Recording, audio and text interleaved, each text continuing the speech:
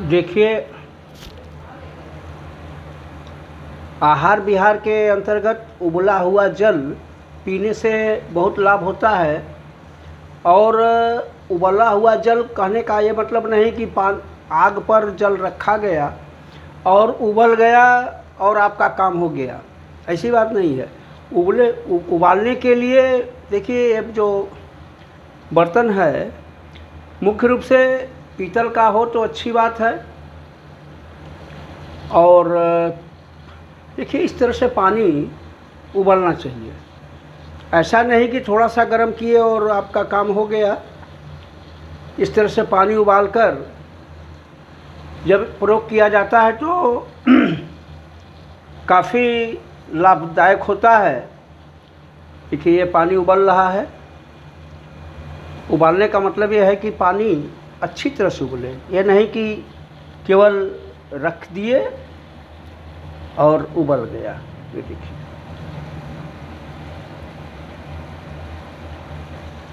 अब इसको बंद कर दिए। अब ये इसके पीने के दो तरीके हैं।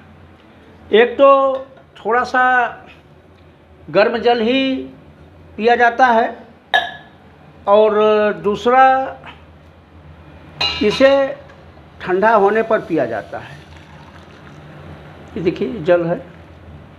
जहाँ तक हो सके प्रयोग में, प्राचीन काल में तो सोने चांदी के बर्तनों का इस्तेमाल होता था, लेकिन आजकल उसके बाद पीतल तांबे का बर्तन का प्रयोग किया गया, जो कि हमारे लिए बड़ा ही उपयोगी रहा। लेकिन आजकल स्टील के बर्तन आ गए हैं जिसका कि कोई गुण हमको मिलता नहीं है।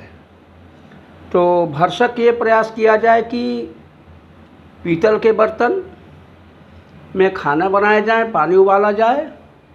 और इस तरह से आप जब इसका प्रयोग करते हैं तो ये जल बड़ा ही उपयोगी होता है। और इस जल को देखिए, अब आता है उष्ण जल का प्रयोग किन किन रोगों में करना चाहिए। तो इसका प्रयोग मुख्य रूप से पार्श्वशूल, प्रमेह, बवासीर, पांडु, जुकाम, वात रोगों में तथा गलगंड, ग्रह, अफरा, मलावरोध, विरेचन तथा नवीन ज्वर, गुल्म माने पेट में गोला होता है, क्षय, मंदाग्नि, अरुचि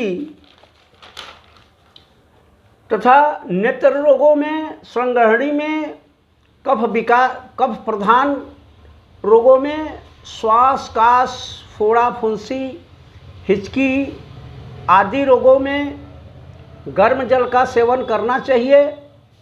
तथा गर्म किया हुआ ठंडा जल पिलाना चाहिए दिन में। यदि आपने जल उबाल लिया है तो शाम तक, और रात्रि में जल उबाला है तो सुबह तक प्रयोग कर सकते हैं। इस तरह का जल जो है आप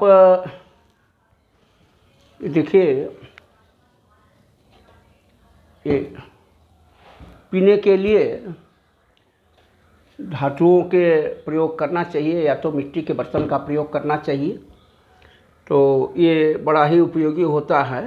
धन्यवाद।